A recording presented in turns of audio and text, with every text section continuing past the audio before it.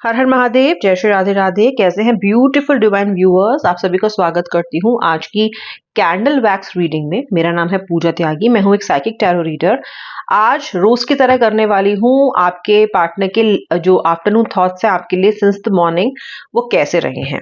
ठीक है, इसकी जो रीडिंग का जो पर्पस है वो है आपके पार्टनर की भावनाएं जानना और उस रिश्ते में संभावनाएं जानना।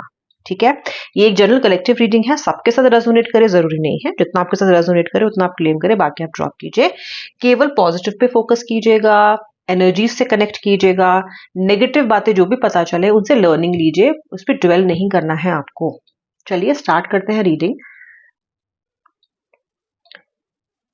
चलिए सब करते हैं फ्लेम पे focus.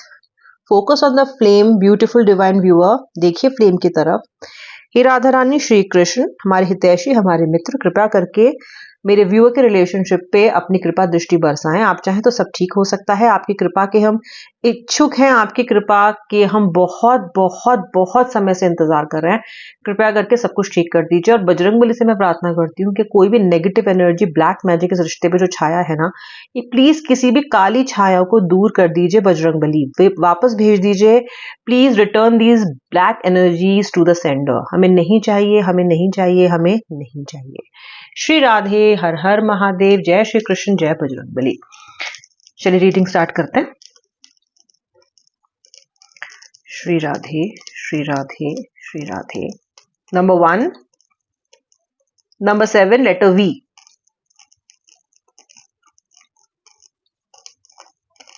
Number 2 letter R, letter S, W, letter P। ये लेटर्स मुझे दिखाई दे रहे हैं, और कुछ दिखाई देगा तो डेफिनेटली आगे मैं आपको बताऊंगी। राशियां, राशियां वर्गो, कैंसर, पाइसेस, स्कॉर्पियो, लियो दिखाई दे रही हैं। यहां मुझे लेटर यू भी दिखाई दे रहा है। तो इनका, लेटर्स का और इन नंबर्स का आपके जीवन में कोई बहुत अधिक महत्व हो भी सकता है, नहीं भी है। नहीं भी आप इन नंबर से रेजोनेट करते हो तो भी रीडिंग देखो। It's all about energies. Reading आप फिर भी देख सकते हो। क्या कहता है वैक्स आज, क्या चल रहा है मुझे पता। सबसे पहली चीज जो मैं बहुत क्लियरली देख सकती हूँ, आपके पार्टनर इस समय, इस दुनिया में आपके बिना अलग थलग से पड़ गए हैं।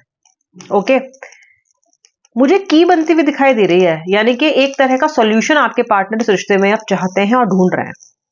ओके, ऐसा दिखता है कि इस रिश्ते को सैबोटैज, यानी कि खराब, इस रिश्ते की जो एक्चुअल जान निकाली है वो आपके पार्टनर की वजह से ही निकली है। कहीं ना कहीं आपका पार्टनर वजह है आप दोनों के बीच की दूरियों का, और दूरियां मुझे साफ दिखाई दे रही हैं। वो एक कोने में, आप एक कोने में। आपकी एनर्जी जहां बहुत अधिक रियूनाइट होने की है, जहां आप बहुत अधिक प्रे कर रहे हो ईश्वर से कि जल्दी जल्दी आपका रियूनियन हो जाए, वहीं आपके पार्टनर की एनर्जीज हैं गुस्से की, ईगो की, आप पे कमियां निकालने की।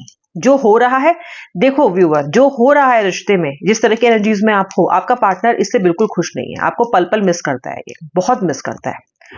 और आपका पार्टनर ये बोलता है, ये सोचता है कि मतलब वो इन दूरियों का जिम्मेदार आपको ठहराता है।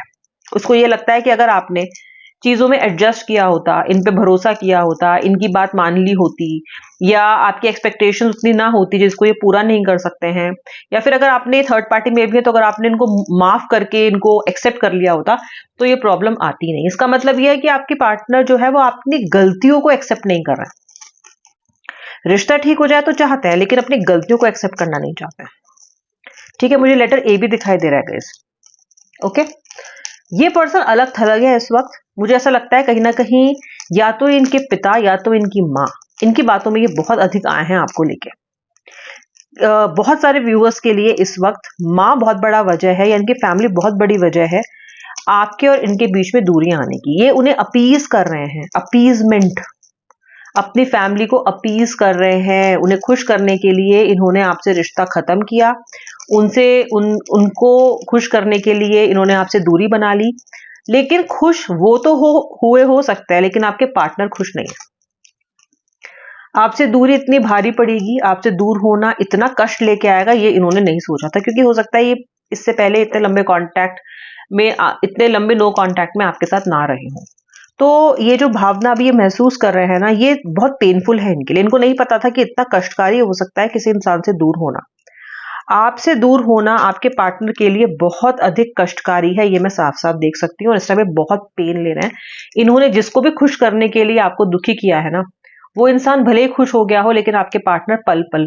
और मैं आपको एक बात बताती हूँ, अगर इनके लिए शादी के रिश्ते ढूँढे जा रहे हैं, अगर आप इस सिचुएशन में हो तो ही सुनना, अगर ये इनके लिए रिश्ते ढूँढे जा रहे हैं, तो ये हर इंसान में, हर पर्सन में, या फिर अगर ये किसी और को डेट करने के बारे में सोचते भी हैं, जैसे होता है ना कि अब मुझे मूव ऑन करना है, चलो किसी और इंसान से बात करते हैं, मिलते हैं फॉर अ नेक्स्ट रिलेशनशिप, क्योंकि ये बहुत पेन में है, तो कहीं न कहीं ये चाह रहे हैं कि कुछ नया रिश्ता शुरू हो, तो कहीं न कहीं इनमें इनके कलेजे को ठंडक पहुँचे या इनकी प्रॉब्लम सॉल्व हो जाए। लेकिन जब भी ये पर्सन अगर किसी भी नए इंसान से मिल रहा है, मिलने की कोशिश करता है, अगर मिल रहा है तो ये इंसान हर उस पर्टिकुलर पर्सन को आपसे कंपेयर करता है। आपकी आँखें, आपकी नाक, आपके बाल, आप चलते जैसे हो, जैसे बोलते हो, जैसे आप इन्हें प्यार करते थे, जिस तरीके से आप इनके साथ कनेक्ट होते थे, ठीक है, टिप टू टो, ये पर्सन आपको मतलब उस इंसान को आपसे कंपेयर करता है। मतलब जो बेंचमार्क है ना किसी भी इंसान या पार्टनर के इनकी लाइफ में आने का, वो आप हो। अब व्यूअर, ऐसा तो एक ही इंसान है जो आप हो, तो इनको वो चीजें उस इंसान में मिलती ही नहीं है सारी, और ये सब चीजें चाहते हैं। वो इंसान दिखता भी आपके जैसा हो, वो इंसान बोलता भी आपके जैसा हो, वो इंसान इन्हें प्यार भी आपकी तरह करता हो। अभी तो संभव नहीं है, और आपके पार्टनर इस वजह से कोई मीनिंगफुल रिश्ता ना किसी के साथ बना ही नहीं पा रहे हैं। ओके, या तो इस पर्सन को रिजेक्ट कर देते हैं, या फिर कुछ समय डेट करने के बाद या कुछ समय बातचीत चलती है और फिर ये अपने आप ही खत्म हो जाता है। उस इंसान को भी लगने लगता है कि तो मुझ में इंटरेस्टेड ही नहीं है। अब इंटरेस्टेड तो तब होंगे ना जब आपसे ओवरकम करेंगे। आपके पर्सन ने आपसे, इस व्यक्ति ने आपसे ओवरकम ही नहीं किया है, मूव ऑन ही नहीं किया है। और ये नहीं, इनके लिए मूव ऑन करना कष्टकारी है। ये जब भी मूव ऑन करने की कोशिश करते हैं, इनको इतना पेन महसूस होता है ना कि ये बढ़ ही नहीं पाते हैं आगे। ओके, बहुत प्रैक्टिकल होने की कोशिश कर रहा है ये पर्सन, बहुत प्रैक्टिकल। और जब इसने आपसे अलग होने की बात सोची, तो सोचा था कि मैं ये कर लूंगा, वो कर लूंगा, काम में बिजी हो जाऊंगा, या फिर मैं अपने आप को समझा लूंगा, या फिर ये मुझे इतना तंग करती है ऑलरेडी, मेरी लाइफ से चली जाएगी तो मेरी लाइफ सिंपल हो जाएगी, या फिर इन्होंने बड़ी सारी बातें सोची थी आपके साथ रिश्ते को इस लेवल पे लेके आने से पहले, कि मैं मैनेज कर लूंगा इस पर्सन के बिना। लेकिन ऐसा हुआ नहीं। जब मैनेज करने की बात है तो इस पर्सन से मैनेज ही नहीं हो रहा है। ये आपके बिना एक इंच बढ़ नहीं पाए हैं अपने जीवन में, रुक गया है, इनकी ग्रोथ रुक गई है, इनकी एनर्जीज खत्म हो गई हैं, बिल्कुल काम करने का मन नहीं करता, केवल आप ही के बारे में सोच रहे हैं इस वक्त। आज सुबह से तो इतना सोचा जा रहा है आपके बारे में, हर चीज में, खाना खा रहे हैं तो आपके बारे में सोच रहे हैं, कुछ किताब पढ़ रहे हैं तो आपके बारे में सोच रहे हैं, हर सिचुएशन को, हर गाने को आपके और अपने आप पे फिट करके देख रहा है। ओके, ये तो हालत कर ली है इस पर्सन ने अपनी। ऑल्सो मुझे ऐसा लगता है कि आपसे दूर होने के बाद ना आपके पर्सन की सेहत भी खराब हो गई है, मतलब पहले जैसी नहीं है। इन्होंने अपने आप को बीमार कर लिया है, कुछ समय के लिए इनकी तबीयत भी ठीक नहीं थी, क्योंकि खाना पीना ठीक से नहीं है। दूसरी बात है कि आपके आपके बिना मन इनका कहीं नहीं लगता है, मनोस्थिति भी बहुत अच्छी नहीं नजर आ रही है। तो इस पर्सन की सेहत भी इफेक्ट हुई है आपसे दूर होके, बहुत परेशान है ये पर्सन आपसे दूर होके। अब जिस इंसान को ये खुश करने की कोशिश कर रहा है, या फिर जिस ईगो में ये अपने है, उस ईगो की वजह से ये एक्शन तो नहीं लेना चाहता, ना ही ये ले पा रहा है, लेकिन मन ही मन बहुत टूट रहा है, मन इसका बहुत परेशान है। मन इसका कह रहा है कि तो क्यों नहीं, मतलब आपके पार्टनर के मन और दिमाग के बीच में बहुत अधिक जद्दोजहद चल रही है। ये पर्सन बहुत मन से चाहता है कि आप दोनों के बीच में चीजें ठीक हो जाएं। मतलब इसका मन कहता है कि, जैसे कहते हैं ना कि मन कहता है चल उनसे मिल, रुकते हैं कदम रुक, उठते हैं कदम रुक जाते हैं, ठीक है, दिल कहता है चल उनसे मिल, रुकते हैं कदम रुक जाते हैं। तो मन तो इनको बढ़ाता है उस राह पे जो आपकी तरफ जाती है, आपके घर तक जाती है, आपके दिल तक जाती है, आप तक पहुंचती है। लेकिन जो इनका दिमाग है वो इनको रोक रहा है। दिमाग कह रहा है तू जाएगा, तू जाएगी, तेरी ईगो का क्या होगा, झुकना है, झुकना है, क्या तू झुकेगा इसके सामने, क्या तू झुकेगी। मतलब दिल डिस्करेज कर रहा है कि इतना बड़ा डिसीजन लिया है तो उस पर स्टिक कर, क्यों जाना है और तुझे क्यों झुकना है। तो इस तरीके से इनकी जो मन और दिमाग के बीच में द्वंद है ना, वो आपको लेके कंटिन्यूअसली इनका छिड़ा हुआ है, और ये पर्सन बहुत ज्यादा अजियत या पेन से गुजर रहे हैं इसकी वजह से।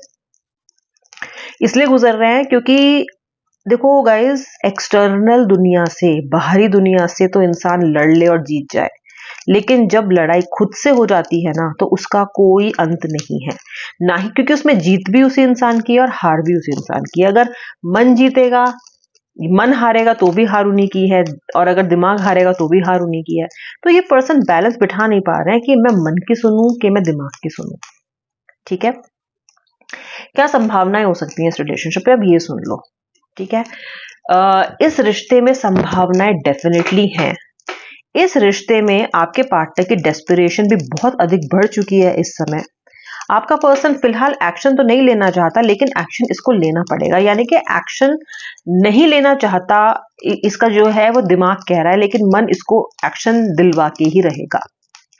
ठीक है, और ये ऐसा बहुत जल्दी कर सकते हैं, बहुत जल्दी ऐसा हो सकता है कि आपसे मिलने की कोशिश करें। ठीक है, या फिर आपके पास केवल इतना मैसेज आए कि हाय लिख के छोड़ दें।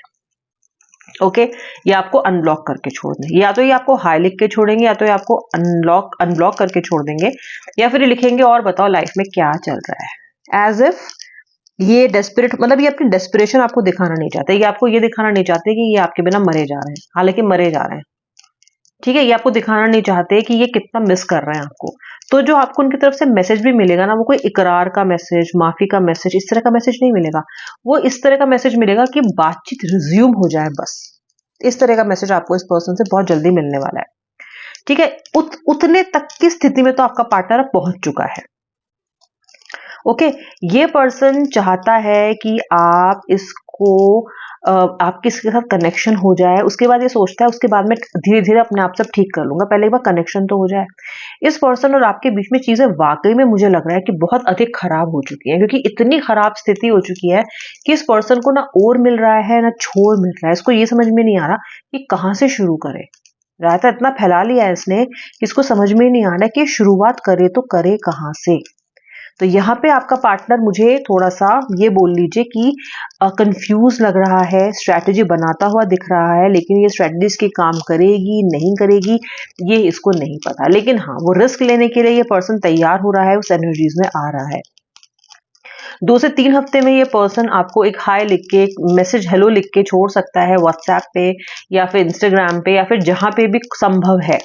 और अगर अनब्लॉक किया हुआ है इसने आपको, तो ये पहले अनब्लॉक करेगा, 1-2 दिन अनब्लॉक करके छोड़ेगा, आपके मैसेज का वेट करेगा। अगर आपका मैसेज नहीं आया तो ये सोचेगा कि शायद इसने देखा ही नहीं कि मैंने इसे अनब्लॉक कर दिया, और फिर ये आपको खुद से एक छोटा सा हाय हेलो लिख के भेजने वाला है। ठीक है, तो इतना एक्शन तक आपका पार्टनर आ चुका है। मैं तो प्रार्थना करती हूँ जल्दी जल्दी हो जाए, होगा भी।